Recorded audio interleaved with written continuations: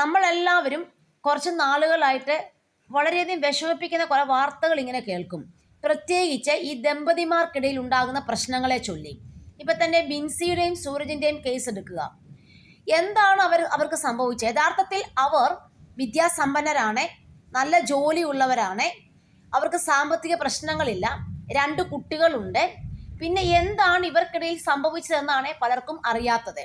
ഒരു നിമിഷങ്ങൾ കൊണ്ട് ഇവർക്ക് എന്ത് സംഭവിച്ചു? നമ്മളെല്ലാവരും മനസ്സിലാക്കേണ്ട കാര്യം, ഇന്നത്തെ സമൂഹത്തിൽ മാതാപിതാക്കന്മാർക്ക് കുട്ടികളൊക്കെ ഉണ്ടായി അവർ വിദ്യാഭ്യാസം ചെയ്യണം എന്ന് ആഗ്രഹിക്കുന്ന 99% മാതാപിതാക്കന്മാരുടെ ആഗ്രഹം അത് തന്നെയാണ്. കുട്ടികളെ എങ്ങനെയെങ്കിലും പഠിപ്പിക്കണം, പഠിപ്പിച്ച് നാളെ അവർ നല്ല ജോലി മേടിച്ച് വിദേശ രാജ്യങ്ങളിൽ പോയി സെറ്റിലാകണം. ഇതാണ് എല്ലാ മാതാപിതാക്കന്മാരും ഇന്ന് ആഗ്രഹിക്കുന്നത്. അപ്പോൾ ഇതനുസരിച്ച് അവർ പല പല കോഴ്സുകൾ പഠിപ്പിക്കുന്നു. ഇപ്പോൾ ഇവിടെ തന്നെ ഇവർ 2 പേരും നേഴ്സാണെന്ന് ഓർക്കുക. പ്രത്യേകിച്ച് ഇവർ വർക്ക് ചെയ്യുന്നത് ഗവൺമെൻറ്റിലാണ്. അപ്പോൾ ഇവർക്ക് നല്ല സെക്യൂറായ ജോലിയുണ്ട്, അവർക്ക് നല്ല ശമ്പളമുണ്ട്, പൈസയ്ക്ക് യാതൊരു ബുദ്ധിമുട്ടുകളുമില്ല, 2 കുഞ്ഞുങ്ങളുമുണ്ട്. പിന്നെ ഇവർക്കിടയിൽ എന്താണ് സംഭവിക്കുന്നത് നമ്മൾ ചിന്തിക്കുക. ഇപ്പം നമ്മുടെ നാട്ടിൽ ഇപ്പോഴത്തെ ഒരു വലിയ ട്രെൻഡാണ്, പഠിച്ച് ഒട്ടുമിക്ക ആൾക്കാർ നഴ്സിങ്ങിന് പോവുക, ആണായാലും പെണ്ണായാലും എല്ലാം നഴ്സിങ്ങിന് പോവുക. ജോലി വേണം, ശമ്പളം വേണം, വലിയ കാറ് വേണം, വലിയ വീട് വേണം. ഇതൊക്കെയാണ് എല്ലാവരും ഇന്ന് ആഗ്രഹിക്കുന്നത്. അല്ലാതെ വീട്ടിൽ ഒരു വീടെടുത്തു കഴിഞ്ഞാൽ അപ്പൻ അമ്മ, അവിടെ 3 മക്കളുണ്ട്, 2 മക്കളുണ്ടെങ്കിൽ ഈ 2 മക്കളെ അല്ലെ 3 മക്കൾ വിദേശ രാജ്യത്ത് പല രാജ്യത്തായിട്ട് കഴിയുകയാണ് ഇന്ന്. അവരാരും തമ്മിൽ ജസ്റ്റ് വീഡിയോ കോളിലുള്ള സംസാരമൊക്കെ ഉള്ളൂ. വീട്ടിൽ വല്ല വിശേഷ ദിവസങ്ങൾ ഒത്തുകൂടുമെന്ന് ഒഴിച്ചു കഴിഞ്ഞാൽ ആരും തമ്മിൽ യാതൊരു കോണ്ടാക്ട്സ് ഇല്ല. അതുപോലെ ഒരു വിഷമം വന്നാൽ ആരും തുറന്നു പറയുന്നില്ല, ആർക്കും സമയമില്ല. എല്ലാവരും ജോലിയുടെ പുറകെ ശമ്പളം ഉണ്ടാക്കുക, കുട്ടികളെ പോലും നോക്കുന്നില്ല. ഇപ്പം ഇവിടുത്തെ കേസ് എടുത്തേ, കുട്ടികളെ അവർ ഇപ്പം നാട്ടിലാക്കിയേക്കുമായിരുന്നു, എന്നിട്ട് ഇവർക്ക് ഹോസ്റ്റലിലേക്ക് പോകണം എന്ന് പറഞ്ഞാണ് പലരും നമ്മൾ കേൾക്കുന്നത്. കുട്ടികളെ അവിടെ ആക്കി, എല്ലാം ശരിയായ ശേഷം കുട്ടികളെ കൊണ്ട് പോകാനായിരുന്നൊക്കെയാണ് പറയുന്നത്.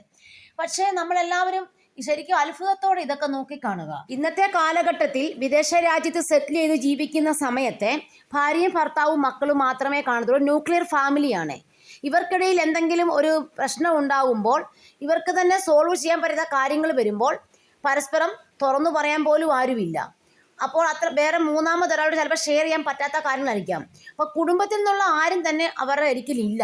കാരണം ഇപ്പോഴത്തെ കാലഘട്ടത്തിൽ സഹോദരങ്ങൾ എല്ലാവരും ഓരോരോ രാജ്യത്ത് സെറ്റിൽ ചെയ്യുകയാണ്. അതിൻ്റെ ഫലമായിട്ട് ബന്ധങ്ങൾ വിച്ഛേദിക്കപ്പെടുന്നു. ആർക്കും ആരോടും ഷെയർ ചെയ്യാനുള്ള ഒരു സന്ദർഭമോ കാര്യങ്ങളോ ഒന്നുമില്ല. എല്ലാവരും ഇന്ന് ബന്ധങ്ങൾ അറ്റ് ജീവിക്കുകയാണ്. അതിൻ്റെ ഫലമായിട്ടാണ് ഇങ്ങനെയുള്ള പെട്ടെന്ന് ഉള്ള ഇമോഷണൽ ഫീലിങ്സിൻ്റെ പുറത്തെ ഓരോരോ കാര്യങ്ങൾ മനുഷ്യർ ചെയ്യുന്നത്. പ്രത്യേകിച്ച് ഭാര്യ ഭർത്താവും ആവുമ്പോൾ അവിടെ ക്ഷമിക്കാനും സഹിക്കാനും അഡ്ജസ്റ്റ് ചെയ്യാനും ഒന്നും തയ്യാറല്ല മിക്കവരും തന്നെ. എല്ലാവർക്കും അവനവൻ ജയിക്കണം എന്നുള്ളൊരു വാശിയുടെ പുറത്താണ് എല്ലാവരും ജീവിക്കുന്നത്. അപ്പോൾ അതുപോലെ തന്നെ ഇനി വേറെന്തെങ്കിലും ഹിഡൻ പ്രശ്നങ്ങളുണ്ടോ നമുക്ക് അറിയത്തുമില്ല.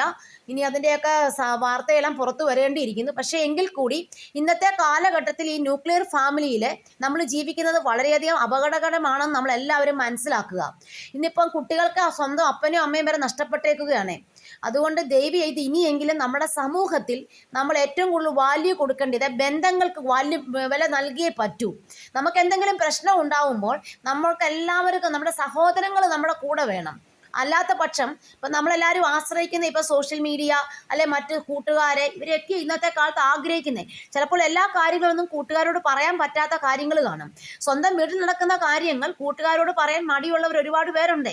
അപ്പോൾ അവരുടെ സ്വന്തം വീട്ടിലെങ്കിലും സഹോദരനോടെങ്കിലും പറഞ്ഞ് ഒന്ന് സോൾവ് ചെയ്ത് സമാധാനം കണ്ടെത്താൻ ശ്രമിക്കേണ്ട ഒരു സമയമായിരിക്കുകയാണ്. ഒരു ചേട്ടനുണ്ടെങ്കിൽ അനിയനോട് പറയാം, പെങ്ങളോട് പറയാം, അപ്പനും അമ്മയോടും ഷെയർ ചെയ്യാം അവർക്കുണ്ടാകുന്ന കാര്യങ്ങൾ. നമ്മൾ ആരും ആത്മഹത്യക്കോ സ്വന്തം കടിച്ചു കീറി തിന്നാനോ സ്വന്തം കുത്തിക്കൊല ഒന്നും പോകാതെ സ്വയം നിയന്ത്രണം നമ്മൾ എപ്പോഴും വരുത്താൻ ശ്രമിക്കുക. എല്ലാത്തിനും ഒരു സൊല്യൂഷൻ കണ്ടെത്തുക ഈ ജീവിതത്തിൽ. കാരണം 2 കുഞ്ഞുങ്ങൾ ഇവർക്കുള്ളതായിരുന്നു. ഒരിക്കലും ഇവരിങ്ങനെ ചെയ്യാൻ പാടില്ലായിരുന്നു. ആ കുഞ്ഞുങ്ങളുടെ ഭാവി നാളെ ആര് നോക്കും? ഇതൊക്കെ ചിന്തിക്കാതെ എടുത്തുചാട്ടത്തിൻ്റെ പുറത്ത് ഓരോന്ന് ചെയ്യുകയാണ്. അതായത് ഇന്നത്തെ കാലഘട്ടത്തിലെ ദമ്പതിമാർക്കും ആർക്കും തന്നെ ക്ഷമിക്കുകയോ സഹിക്കാനുള്ള ഒരു ശക്തിയോ അവർക്കില്ല. ഭാര്യയ്ക്കും ഭർത്താവിനും ജോലി ചെയ്തേ ജീവിക്കാൻ പറ്റൂ എന്നുള്ള കാലഘട്ടത്തിലാണ് നമ്മളിപ്പോൾ ജീവിക്കുന്നത്. പക്ഷെ നമ്മൾ മനസ്സിലാക്കേണ്ടത് ഭർത്താവിനൊരു നല്ല വരുമാന മാർഗം നമുക്കുണ്ടെങ്കിൽ നമ്മുടെ കുഞ്ഞുങ്ങളെ കുറച്ച് നാളെങ്കിലും അവരുടെ ചെറുപ്രായത്തിൽ അവർക്ക് കൊടുക്കേണ്ട സംരക്ഷണവും അവർക്ക് കൊടുക്കുന്ന കെയറും എല്ലാം നമ്മൾ അവർക്ക് കുറച്ച് കൊടുത്തതിന് ശേഷം നമുക്ക് പിന്നീട് ജോലിക്ക് പോകാവുന്നതാണ്. പൈസ മാത്രം ഉണ്ടാക്കുകയല്ല ലക്ഷ്യം, നമ്മുടെ കുഞ്ഞുങ്ങളെ പരിപാലിക്കുക.